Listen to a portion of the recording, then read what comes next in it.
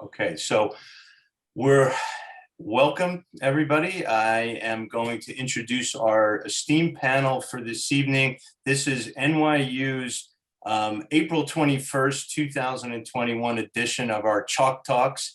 I have a great group of folks to speak with us today as people start signing in and getting acclimated. We won't start right away. I will say that this is being recorded.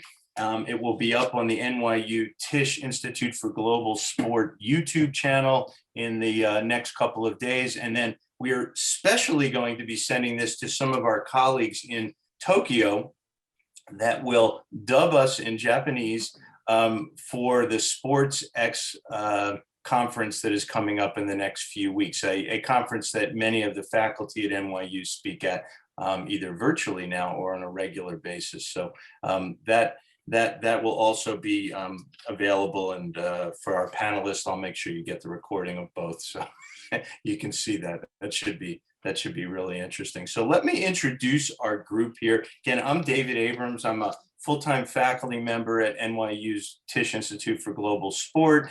I focus on stadium and arena development and work in the finance sector. I've got friends here that of all working on projects that either we've all touched on together or maybe a little bit separately, but have some great experience in stadium and arena development. I'm going to go around the horn here. Don Graham, who is an Oakview Group Senior Vice President of Event Services, and now an Assistant General Manager and at Oakview Group and the Climate Pledge Arena. I just realized also a Philadelphian like me, as well as Chris is. Art, I don't want to leave you out there, so we can make you an honorary Philadelphian if you'd like.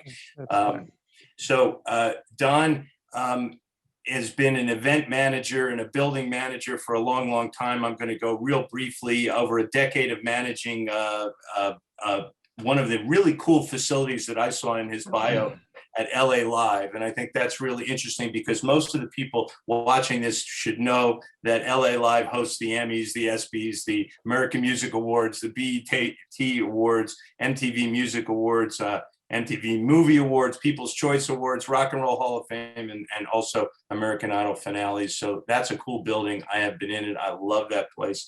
And he brings his expertise to Climate Pledge Arena, which I think this whole group is sort of touched at least at some point. I know I'll explain CAA Icon's role in that, but Oakview Group is the managing company for that building and is part owner of it, and it is opening for the Seattle Kraken in just a few months in October of 2021. Don focuses on events and concentration and sustainability, sanitization, security, and diversity to help provide world-class experience for all the attendees and players and operators of the buildings. And as an integral part of Oakview Group's COVID-19 task force, creating new standards of operations to implement across the entire live sports and entertainment industry. And is a member of the executive team for Climate Pledge Arena, the Seattle Kraken, and I love the logo. I love what it looks like. Can't wait to see them open. He is responsible for a very progressive and sustainable business model in the new arena world we're in, new live event world we're in. Art Aaron is sitting down. Actually, you can raise your hand, Art. It says your name on there, but Art is president and COO of CAA Icon, a company that I probably started working with in a little bit different form, and with Art in one of my first arenas projects I worked on, which was now called the Ball Arena, but was the Pepsi Center in Denver. Art is responsible for project and delivery of worldwide operations at CAA Icon, and his 30 years plus of experience structuring and negotiating numerous public and private company acquisitions, dispositions, and reorganizations and restructurings, and has negotiated a number of agreements relating to development, financing, leasing, and operations of sports and entertainment venues, professional sports teams, and film production and distribution and telecommunications businesses. Sounds a lot like what I've done, except for the movie side of the world. Art is actually a graduate of the Harvard Law School, which is pretty cool because you would need that background to do what you're doing. So he has worked on buildings like Nashville Soccer Club Stadium, Climate Pledge Arena, Allegiant Stadium, Fiserv Forum, T-Mobile Arena, and Mercedes-Benz Stadium. I'll put a few of those in my bio as well. So some pretty cool things. And I'm going to let Art and Chris talk about what they do during the course of this, but their business is probably one of the coolest businesses out there. They're helping developers and teams realize their goals in a lot of different ways. So they are the lubrication, if you will, for getting a lot of very cool projects done. Chris Miller, who is our third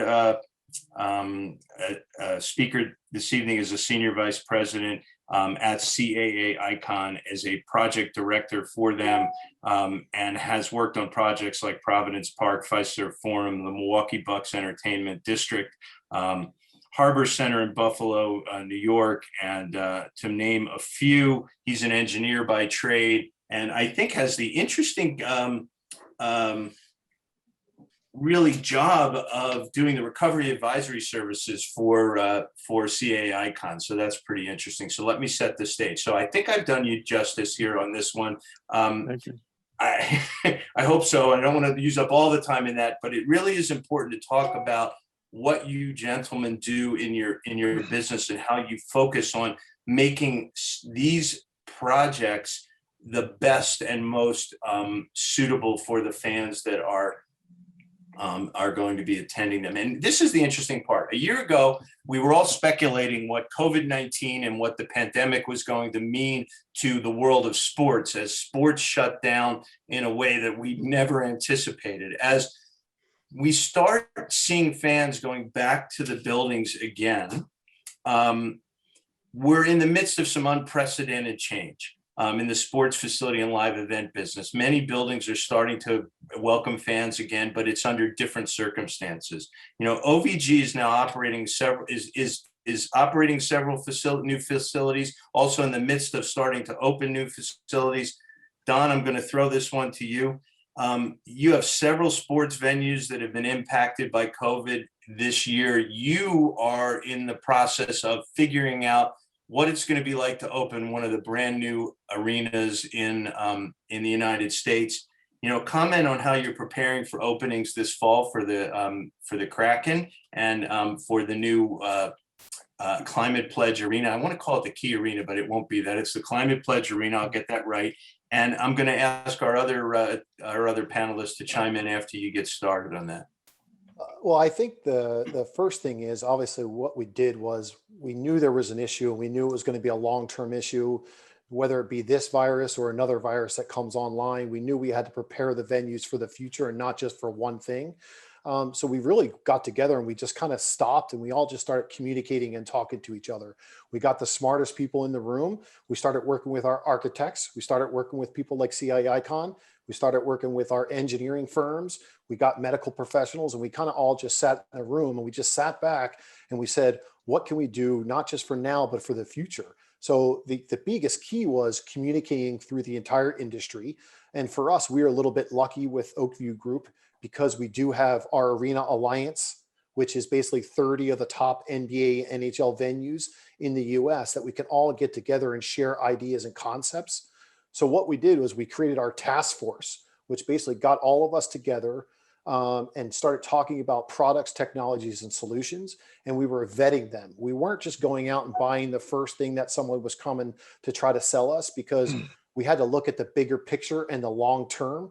We had to look at science. We had to look at what CDC was doing, because the last thing we didn't want to do is we didn't want to buy something that all of a sudden didn't work in the later on when the policies and procedures changed. So I think what was good for us is we stepped back and we waited and we kind of followed things and we followed things how they were going and we were able to adjust. Now, again, we were a little lucky in the OVG world because none of our buildings were open. Unfortunately, the other buildings we were talking to were opening. They lost revenue. They had to lay off good people. They lost the experience of having live events, because there's nothing like having a live event. You can do that with sports and not having fans there, but with music, you can't do that. And most of our venues we're doing majority more music events than they were doing sports events. So you're losing that experience. So we had to look at it and figure out what was the best thing for us to do long term. So we vetted a lot of products, technologies, and solutions.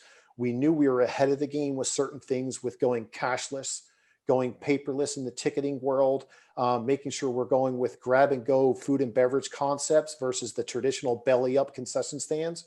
So we did a lot of things like that, and enforcing the technology role. Now that we are great partners with Amazon at Climate Pledge Arena, we can do certain things with them with their just walk out technology, and even their biometrics technology, which is paying with your palm, certain things like that we looked into directly. But the thing we got back to is the core philosophy of what we should have been doing in our venues, which was sanitization. Like, when I went into the NHL bubble, I was in the NHL bubble for 55 days in Toronto, and I worked as the lead compliance officer for the NHL. And we sat there and we said, what can we do better? And, sanitizing the benches in between periods was like, why didn't we do that before? Things like that. Why didn't we put our cleaning staff out there in the public in bright uniforms, constantly wiping down hard surfaces? We know the virus has changed and the focus is not as much on hard surfaces as it was at the beginning. And now it's on more of the airborne load. So we're looking now at our HVAC systems and making sure that we can get 100% outside air, making sure we can get more air changes per hour instead of the minimum was 2 to 4 air changes, is now trying to get to 12 air changes. So we look at that throughout all of our owned and operated projects in Oakview Group, but also with our OVG facilities venues and our Arena Alliance venues and anybody else in the industry, because it's not just about us, it's about opening up the industry again as a whole. I think, look, we have 3 of the brightest people on the planet running, here in this room. I'd say 3 because I don't include myself at anywhere close to that. And you've got in the experience of the Arena Alliance, which the Oakview Group has, 20 or 30, it's close to 30 facilities, 30 venues. And you're looking at opening Belmont and Seattle. And I think, in March of 2020, no one had a clue what to do, right? And so you're looking at 6 months of discovery. And yet, the 3 people we have here have been working in that environment, trying to figure out what's the best way to move forward to bring fans back in safely, from a design standpoint, from a safety standpoint, from an ingress and egress standpoint. And so I want to hear from all of you as to when did the light go on that, things have to change? I mean, it wasn't just in March, right?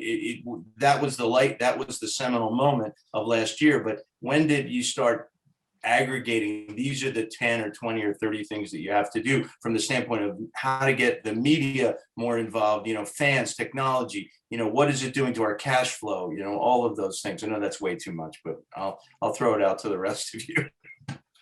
Well, David, I would say we started probably, May of 2020. It was shortly after, I think, we started seeing the shutdown to our industry. We felt it was an obligation for us to help support, our clients in our industry as we saw it being decimated. Kind of new, as we like to say. And we started looking at it with specific clients from 3 phases. One is after about 2-3 months of employees being out of work, we looked at how are we going to get employees back safely? How can we make them feel safe about coming back to work? And then the second phase was, okay, how do we get the teams back and the teams coaches, and how do we get have a safe environment? As Don said, we started looking at different work streams that he mentioned, a few of those that we kind of looked at through our recovery advisory service platform. And then the third phase was obviously getting fans back, but that was definitely down the road. Initially we spent a lot of time looking at first, how are we going to get employees back? Because without the employees being back and open up the offices, there was no way we were going to get teams even back into their training facilities, into the arenas and the venues that, they play in. So. And Art, what about, has this been an accelerating moment? I mean, there seems like there's so much change happening so fast that, that people in your business are accelerating the technology to make sure that the building of the future really complies with what's going on right now. Absolutely. And I would like to say thank you for all the kind words, David, about CA Icon, but from where we sit, we consider it really a privilege to work with groups like Oakview Group. And when the pandemic hit, it hit so many of our clients. It hit our clients who had just finished buildings. We had just worked with the Golden State Warriors to open the Chase Center that wasn't even able to make it through its inaugural year without getting shut down. We were in the middle of helping the Raiders finish Allegiant Stadium and had to, on the project level, understand what was safe for workers to be doing. How do we get people into the CA Icon and Raiders office so that we could work together? We ended up literally, I mean, we had a temperature scanner right there in the lobby so that our people could go to work. So we were dealing with it all real time. At the same time, as Chris described, we viewed, given the privilege we've had of working with all these clients, the obligation we saw to go out there and do everything we can to help in their recovery, help and get fans back into, ultimately get fans back into arenas and stadiums and help our clients get back on their feet. And it accelerated a lot of things. There were several. It's interesting because it accelerated a lot of design decisions with respect to current projects. I have to say, it put the brakes on a lot of projects that might have gotten going in 2020 and 2021, but for the fact that a lot of our, as you know, a lot of our projects are based on, hotel taxes, car rental taxes, a lot of things that occasionally that money all dried up. Yeah, I mean, from our students and alums that are watching, so many of these buildings are supported in part by governmental revenues, and right. They were hit just as hard because they were tourism related taxes, like you mentioned, hotel taxes. But also, if I could just add one thing, that's a good point, because that's what we also started to do then, is open up conversations with our local state health officials, because it's just important for us to open up because of the things Art was talking about, because it's the heads in beds at the hotels, it's the car rentals, it's the restaurants, so we didn't want to get ahead of ourselves and start asking for things or trying to say we're going to do things without a collaboration with local and state health officials. So I suggest that to all of our venues is get with them now. It may not be asking for X percentage of occupancy now, but just talk about how you can get to that X occupancy and when, by working with them rather than you just going to them and saying, we're going to do this. It's working in collaboration on guidelines and protocols, because they want to be a team with you and they don't want to be you versus them. They want to work together. And you have these, the constituency for the recovery advisory is really, it's the leagues, it's the teams, it's the local community. And then the rules in each local community are different, set by either the local city council or state government. And then you've got federal guidelines. It's sort of like it's a three-ring circus of trying to figure out, okay, what am I going to do in each city? And how can I normalize this so we can actually function as a business that's a worldwide business, not as a business in each city, and do things that are, I thought it was really good. I wasn't even thinking about, like, bringing our employees back in safely was probably the first priority. How do we get the people that service the fans to back in the building? But I love that. I mean, Chris, where did you go first? I mean, you have so many different people to get buy-in to start getting people to work in buildings again. Yeah, we started building a database based on all the information, trying to help our clients, past clients, current clients, doing our own research on products. We started building a database on these different work streams, such as technology, security screening, disinfecting, sanitation, mechanical systems, PPE, industrial hygiene, architectural products, vertical transportation, all the changes, with elevators and escalators and food and beverage and retail. So we started building out a database, and under each of those work streams, we had, specific areas. So it kind of expands within each work stream. And we started vetting them, and then, working with each company, requesting data sheets and, pricing, availability, such as, the supply chain. Can we even get the products? Because we found out there was a lot of products that were out there that we couldn't even get. Either they're made in, overseas, Europe, or somewhere else, and the availability just wasn't there. Right.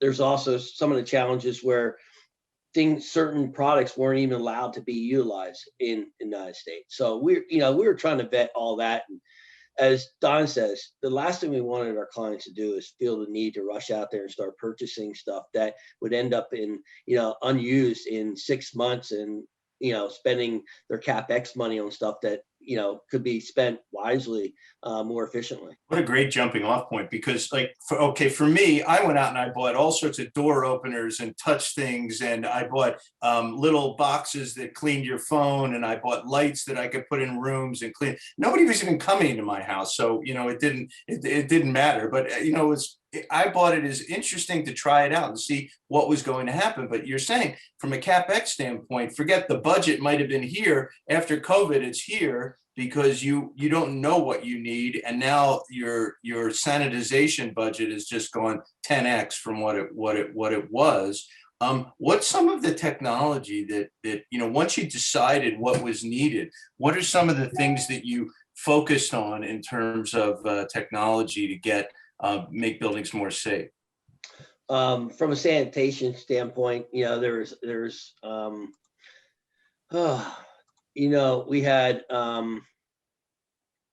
UV technology. Elevators, we had UV technology on handrails. Right.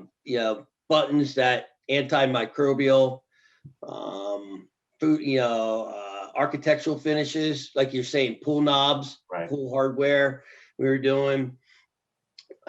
And then touchless purchasing, which without fans, it doesn't really matter. There's no purchasing with, but yeah. That's one of the big things. Like Don, a lot of these projects that were either being designed or like early in construction phase, we're able to, I think, navigate and change and make some changes to the products they were selecting, or how they were constructing. I think some of the biggest challenges for the older venues in the United States, right, that we deal with it, or they've been looking at CapEx projects, and they have like a 5-year plan, and this really forces them, to accelerate and look at flushless valves and hand dryers and touchless faucets and cashless and grab and go. That's a good question. Like, Art, for buildings that are older, and you've got, let's say you're trying to increase ventilation and make sure not everybody's coming in the same door. You've got 30 doors to come into a building, and now you realize you need 45, right? Or you need to space people out. How are you advising your clients on just modifications to allow for the appropriate entry into buildings? Well, it's a great point, David, because you have to take a different approach depending on what the resources available are. So it takes something as simple as ingress and egress. One of the things that I think is getting a lot of attention right now, and is going to be especially inevitable in older buildings with limited or more limited access, is going to be time ticketing and scheduled entry and exit and things like those that don't take you don't have to spend any more money other than the programming and the fan acceptance of, well, this is the way I have to go to the event now. We'll just take a family that went to Disney and used FastPass. That I'm sure that they'll all understand it. Yeah. So, I mean, and Art knows this very well, but in Seattle, and David, you say it, like, we originally had 30 doors in our atrium. That was our entrance atrium on one side of the building. But we have these things called snorkels, and they're these little outpost buildings that are for exiting and for breathing of the building. So we're going to turn those into entrances. So now we have 54 entrances instead of 30 entrances. We've gone as far as now using ticket scanning pedestals instead of the guest services person scanning your ticket, because then it alleviates the face-to-face contact. They now go up and they scan their own barcode. So the only thing that I wish would evolve a little bit more, and I'll mention the name Evolve, which is a metal detector company, that is something that you don't have to divest anything out of your pockets and you can walk through. We're still using some of the older technology metal detectors still because of what NBA and NHL requirements are. So we need to figure that out and get that a little bit better and still be safe and secure. We're evolving with ticketing. We're evolving with food and beverage, like I said, with the just walk out and the biometrics and, paying with your phone versus paying with anything else. So we're getting there. And I think it just like you had all said at the beginning, COVID sped all this up. Right. Are the days of you emptying your pockets into a little basket that 20,000 people have picked up, is that ended? How are you going to scan people for, whatever their personal items are?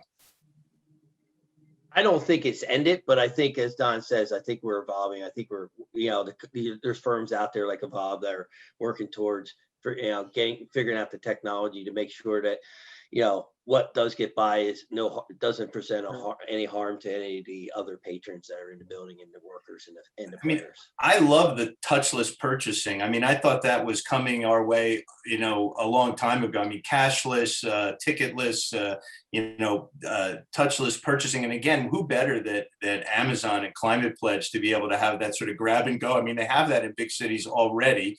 I've got to admit that I'm maybe a bit of a dinosaur, but I haven't used it yet, but I'm looking forward to doing it.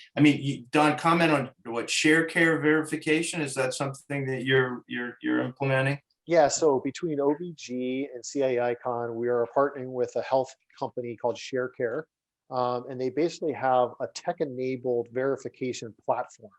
So us in the industry, we are used to the Safety Act or LEED certification, where you go through a process of where you're making sure what you say you've done, you do. So someone comes in and they verify.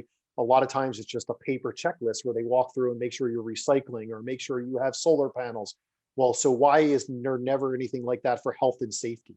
So with working with Sharecare, there is now a verification process for health and safety that you can go ahead and verify at first, a self-auditing tech-enabled chatbot to go through different categories of the building: air filtration, cleanliness of a restroom, air circulation of people around the building, making sure you have proper PPE. So you have it tech-enabled where you can go through and answer all these questions. You get verified, and then it's a consumer confidence to show that they've had that verification, that what they've said they've done to protect the fans and protect the employees has been done. And then an added layer is us in the industry will then go audit each other's buildings so that we can all learn from each other and make sure that there's the proper person going there, that Chris can come audit us in Seattle and I can go audit UBS Arena in Belmont. So it's things like that that are needed in the industry, like we had for the Safety Act certification and for LEED certification, but we've never had for health and safety. Right. And I envision like robots rolling around the arenas and stadiums, dispensing, mist, and then also using UV light. But I'm sure that's a little bit of an exaggeration. Just even the fact that nobody's going to want to press a door anymore, right? And that all the doors will either be open or will slide as you walk in. Not crazy new technology. Art, you and I sit down at the beginning of projects that, they're 3 or 4 years away. I know we're already working on ones that, shovel in the ground might not be 3 years from now, right? And we're negotiating construction management agreements, licensing and leases and development, and all the things that, are stacks of paper that create what looks like the framework for a building. What's first on your list now? Everybody wants to talk about, are we going to be able to use the building? We're going to spend, hundreds of millions of dollars for a building. Does it overshadow all the things that related to construction, or is it just finally fitting into a compartment now? I would not. I'm not in that pessimistic of a mode, I guess. And as I said, we've got great clients like OVG. And we're with them in believing that there will be a full return to normal. I mean, we're going to be smarter. We're going to do things that help protect one another. And all of these, anything we can do with technology and running our buildings in a smarter way, we'll do those. But we at Icon, I know at OVG and all of our other major clients are of the view that maybe not this summer in every jurisdiction, but certainly starting in the fall and moving forward as we understand more about the COVID, especially here in the United States and more so in other countries that are advancing as quickly as we are, that we will be back to full capacity in all of our venues, and our clients are planning for full capacity. I know a few groups are planning for full capacity, and I think what you'll see is not only full capacity, but and Chris and Don can talk to this better than I can because they're on the cutting edge of the design for some of these things. It's a orientation of the building that is more in tune with how people want to use it. So it's not just fixed seating throughout the building where everybody's got to go to their seat and stay there. There's going to be a lot of that, as there always should be, but there's going to be a lot of alternatives that allow people to get comfortable in the building where they want to be. And it may be in a club where it's a standing room only kind of club. And we talked about Wrigley be. and what they're doing out and what they have in their Right. club out on Wrigley Field. I mean, I think that's great, and that was done pre-COVID. It's just a great reaction to what the fan experience should be. I just think that it's interesting that certainly the music businesses drives a lot of what we build as public assembly facilities. It's not just about sports; it's about utilizing buildings for all sorts of events. And the music business, I would imagine, after COVID, all the acts that make their money really touring are going to be on the road. I mean, everybody's going to be filled to capacity to the extent whatever we define as capacity. Right. But the music business is a shoulder-to-shoulder business. Crowded, getting, comfortable with the acts and really being, enjoying it.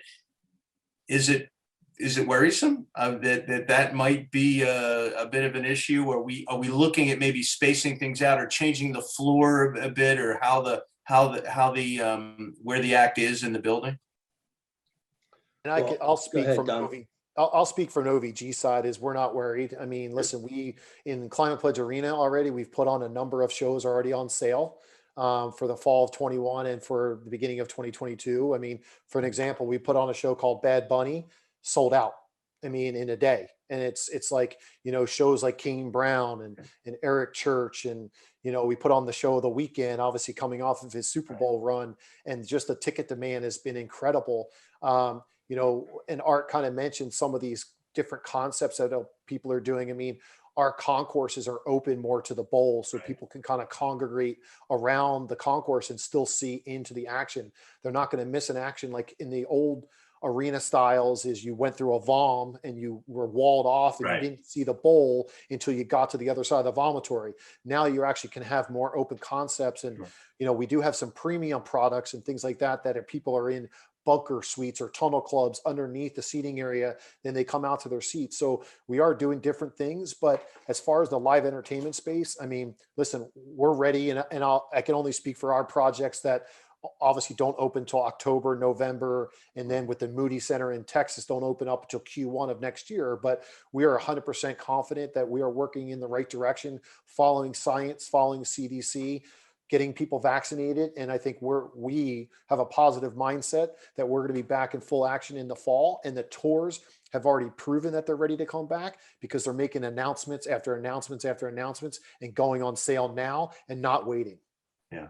Yeah.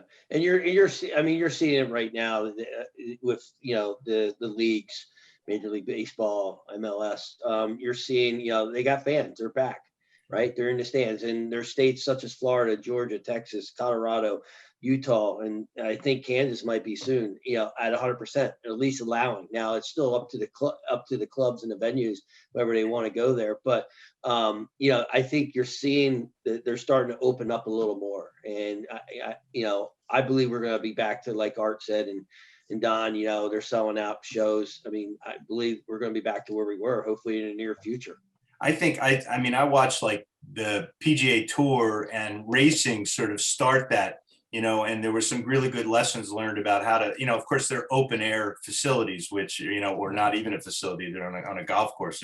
It's great. How do you use mobile technology to help the fan? I'm talking about like, hey, this part of the building is less crowded, or can you be more nimble? It's sort of like, all right, we see a large group of people in this area. Maybe we want to be able to increase ventilation, or, what do we do? What are we using with sort of mobile tech that's helping ease everybody into the process? So I feel really lucky because of what we built in Seattle, but the Seattle Kraken are the only NHL team to build their own app from scratch. All the other teams have an off-the-shelf app, or they use a third-party company to build their app, or the NHL specific app. We're the only club, will be the 32nd franchise when we open up in the fall of 2021, but we're the only club that built our own app. So we have that technology built in. We're very lucky. Again, we have a tech committee that includes Andy Jassy, who we all know who Andy is now with the leading of Amazon, who sits on and really thinks about that stuff. It's unbelievable that he thinks about is, we got to stop the wait times at the bathrooms. How do we tell people? So basically telling people kind of when to go to the bathroom. Like, hey, there's a TV commercial coming up. This may be the right time to go to the bathroom versus waiting until the end of the period. So we're thinking of stuff like that to be able to educate. So for the 55 and older group, I'm going to get that message a little bit more quickly. Is that it? Yeah. So we could, again, we're the sky's the limit, and that's where we can, with the built-in place app, that we don't have to really rely on somebody else to change the functions for us. We can do it in-house. Now, not everybody's fortunate enough to do that, but I still think there are third-party companies out there. And, we've been talking to a lot of companies that are telling us about that, with just like what Art was saying about the time ticketing coming in, is to notify people when their allotment is to come into the building. There is companies out there that do it. You just got to be forward thinking enough to start thinking about it and implementing it now. So, I mean, you're working on Moody Center, which am I right? Moody Center, is that what they're calling it at UT? And for our friends at CAICon, what's different for a collegiate facility than it is for, say, a professional building like Belmont, like the Climate Pledge Arena? Is it a little bit more challenging, or is it pretty much the same? Well, I think especially at UT, you've got OVG has focused on the concert use of that building, and UT is focused on UT basketball. They got Matthew McConaughey as the Minister of Culture, helping us design the facility and working with OVG very, very closely. So I think that the design elements are all very similar. It's a matter of working with slightly different clients and making sure that their needs are met. And to go back quickly to the question about the apps, I agree with Don. What they've been able to do at Climate Pledge Arena with the app they developed is remarkable.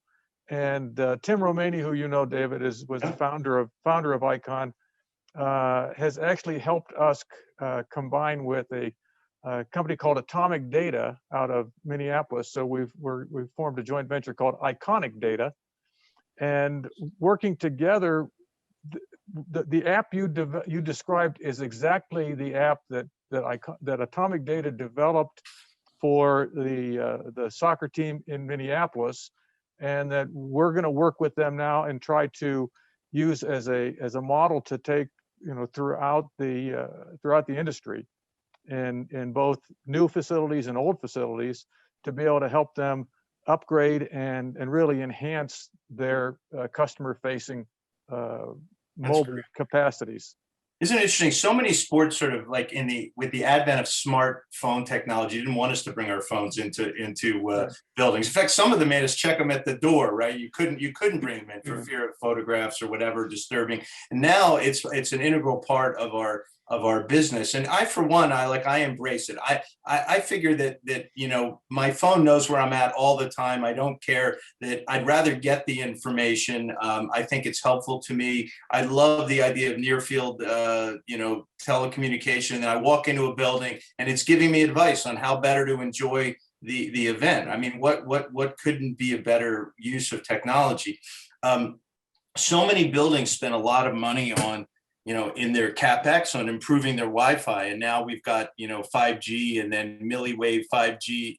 I think I got that right. I'm not 100% sure. Millimeter wave 5G, not milli vanilli, but millimeter wave 5G. What is, you know, is that the technology that everybody will be employing? Or are we still going to be a mixture of Wi-Fi and 5G for the foreseeable future? Any thoughts on that? Maybe I'm out of bounds on that one. I think it's just going to continue to evolve. I mean, so, you know, with the newer facilities, yes, it'll be 5G and milli 5G. But, you know, again, it goes back to the availability CapEx for a lot of these projects. And, you know, they've been hit pretty hard, the communities, and where they got their money, and they haven't had fans or any events. So I think, you know, you have to prioritize what's the most important thing. And it really comes down to assessing our buildings and prioritizing, you know, with our clients. Right. And so that's a really good segue into sort of the whole CapEx side of the equation. For me, I work on development of sports facilities, and as you all do, having an appropriate amount of money set aside to react to the changing environment, whether it be an environmental risk or just general technology change, is pretty important. Sure. And when you're building buildings that have a couple more commas than they used to when I was a kid, and you find that governments now are a bit strapped and they can't put away money, or the private side can't put away that money. How are we managing the next 5 years of making sure buildings are going to be funding their CapEx budget such that they are at the top level of all buildings in the country? That's got to be important to OVG. You guys at Icon, you know, at CA Icon are planning for that. You know, what kind of controls are you putting in place? And I'm probably putting you on the spot on that one, but it's a question that gets raised a lot in my world. Well, I think for us, I mean, we're trying to come out with out of the box ideas to generate extra revenue. So if it's tours of the facility, if it's just adding different elements of experience to the facility that you can then do an upcharge on, is just trying to find extra revenue that doesn't come from traditional event revenue, is where we look at it, because then we can go back and invest that money back into the building and do upgrades into the building as we see the needs that need to come about with any new technology or any new future things. I mean, obviously we look at all the buildings, and for us, you know, I think, Art, correct me if I'm wrong, but I think we're the only arena in the country or even the world that has 2 separate scoreboards. So even things like that, instead of having the one big giant one in the middle, we have 2. So like even things like that, just thinking about out of the box ways to generate revenue, because now maybe you can split those screens and do 2 different sponsorship instead of doing one on the middle because it's only one screen. So certain things out of box that we can then maybe generate extra revenue to then put back into the CapEx. Yeah, I agree. There's all sorts of different ways to find, and the pandemic, for what it, you know, for all the negative part, got the media world started thinking about how do we generate income in a building that's empty, right? Using advertisement and sponsorship. And I think that's great. And having the discipline to put that money away. A lot of buildings, as Art mentioned, are partially governmentally funded. Allegiant was a great one, right? Funded by a tourism tax in a city that's built on tourism in a year where the tourism was really curtailed. Is part of the process talking to your governmental partners and asking what they want, what do they want out of these projects? Like the city of Seattle has been a bit of a silent partner on maybe OVG doesn't think so, but a bit of a silent partner on the Climate Pledge Arena, but they're a partner in it nevertheless with the whole campus. What are they trying to see out of this project, and as a part of your constituency, how are you managing that relationship? Well, I think for us, I mean, it's a revitalization of that campus. It's a 74-acre campus Yeah. that had a venue that was built in 1962 for the World's Fair. We obviously kept the iconic roof and the Right. glass from 1962, but it is now what we hope is the start of generating that campus back to what it was in the days of the 60s, where it was a must-see. Not Yeah. like it's not a must-see now, because they get a million tourists that come through for the Space Needle and Mopop and all the other venues on the campus. But now if they can see this new big shiny toy, then it kind of gets them brainstorming about what other things that they can put back into the campus. And obviously they have an old high school football stadium. So does that then start the conversation about a redevelopment of that space that could create a better space that is a complement to the arena? So I really think it's not only benefit to the city, but the campus, to bring back all the people that used to visit that campus when Key Arena was there. But now we're doing it 200 plus events instead of only 60 events. There you go. So much more improved sort of activation. And I see that all around the country. And by the way, I'm going to tell people that are listening to this, that we're listening live and will listen in the future. If you haven't been to Seattle, go. It's a great city. And not only that, this building is a testament to some really fantastic development minds from CA Icon and from Oakview Group, putting together what will be an iconic venue for years and years to come. So I'm looking forward to seeing it in person sometime in the near future. But you've got the opportunity in large swaths of land that were just, say, a facility now is a facility, and it's activating all around the facility. And so the community is integrating into these projects. Are you seeing more and more of that, Art? Maybe in some of the projects you're working on, it's not just activating in the building or around it, but it's activating in a large swath of property and in the community. Absolutely. You mentioned Wrigley Field in particular. We were again extremely fortunate to work with the Cubs on the reimagining and revitalization of Wrigley Field. And the Ricketts family was forward-looking enough to develop a hotel and restaurants right across the street, as you mentioned, activating that whole green space in a way that had never been activated before. So you've got that. LA Live is a great example that you talked about, that Don, that Tim worked on years ago, and we're working with the Milwaukee Bucks right now on vitally. And Chris is closer to that than I am, but vitalizing the area around their building. So. Yep.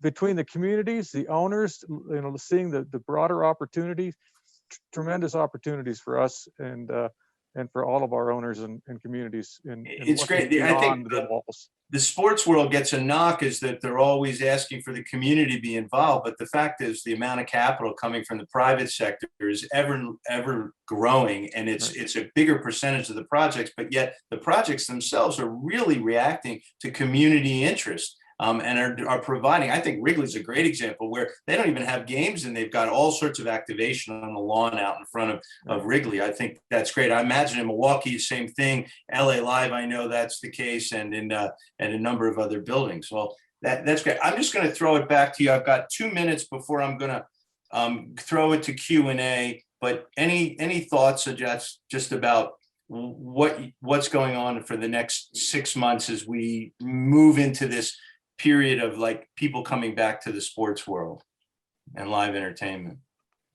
As I said earlier, you're starting to see it already with the leagues. A lot of, with MLS, fans are coming back. They're chomping at the bit. I think they're so excited to have the opportunity. Obviously, they're outdoor venues, and hopefully by, this summer, we're going to start seeing, as Don says, some of these tours start to come to fruition. So we're really looking forward to it. Good. As am I, as a fan. I can't wait to go to my first concert in a while, first indoor and outdoor event. So I'm really looking forward to it. So I'm right at about 5:50. I'm going to call it for a Q&A. I've got a number of questions I'm going to throw out to the group. But so let me just say from NYU, we really appreciate the three of you participating in this. It's first of all, I could spend hours doing this. I know you wouldn't want to do it with me for hours, but I could spend hours doing this. It's a lot of fun. And for our friends that are going to listen in Japan, welcome to this conversation. It's one not only in the United States, it's international. I think most of what you're hearing can be applied all over the world, and we're starting to see that. And hopefully we'll get the opportunity to see the international venues open up at the same pace that our domestic, our North American ones have done as well. So I have a couple of interesting questions that have come up here. So this might be for Chris a little bit. How about, have leagues made major changes to what they require in stadiums and arenas during the pandemic, or have the changes been more at the discretion at the team level? I think, you know, the first change was, I think you saw a lot of leagues look at ticketless parking, you know, when you purchase your ticket, and, you know, like waivers for tickets. And now you're starting to see some leagues do some day before or day of testing.